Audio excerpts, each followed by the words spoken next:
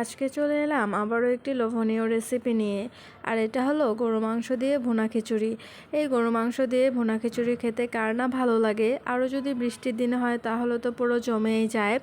তো hello everyone, আসসালামু আলাইকুম। আমি কিভাবে এই রেসিপিটা আজকে রান্না করি সেটাই থাকছে আজকের এই ভিডিওতে। এভাবে যদি আপনারা রান্না করেন তাহলে দেখবেন পরিবারের সবাই অনেক পছন্দ করবে।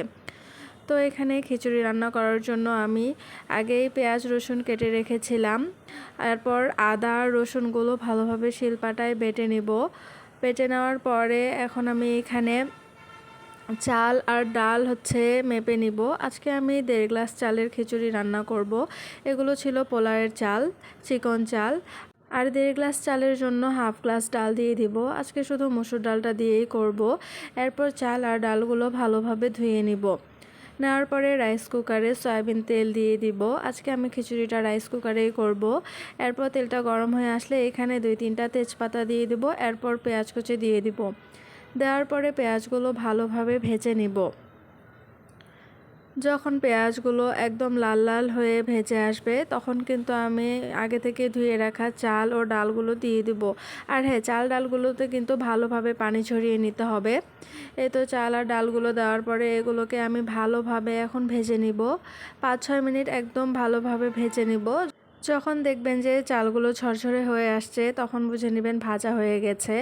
একদম ভাজা ভাজা হয়ে যাবে, এরকম অবস্থায় আমি এখন পানি দিয়ে দিব। এখানে আমি 1.5 গ্লাস চালের জন্য 3 গ্লাস পানি আর 1/2 গ্লাস ডালের জন্য আরও 1 গ্লাস, মানে টোটাল আমি 4 গ্লাস পানি দিয়েছিলাম। আর এটা কিন্তু নর্মাল পানি ছিল। দেওয়ার পরে এখানে আদা রসুন বাটাটা দিয়ে দিব।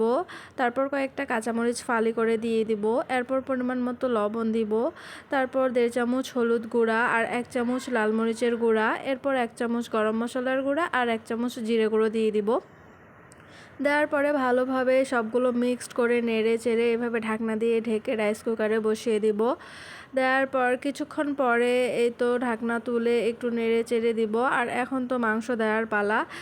আমার কিন্তু মাংসটা আগেই রান্না করা ছিল, প্রেসার কুকারে রান্না করেছিলাম। তো এখন মাংসটাকে দিয়ে দিব। যখন হালকা পানি থাকবে খিচুড়িটাতে তখনই কিন্তু মাংসগুলোকে দিয়ে দিতে হবে। সবগুলো মাংস দেওয়ার পরে এখন আমি ভালোভাবে খিচুড়িটার সাথে এরকম করে নেড়ে চেড়ে মিক্সড করে নেব।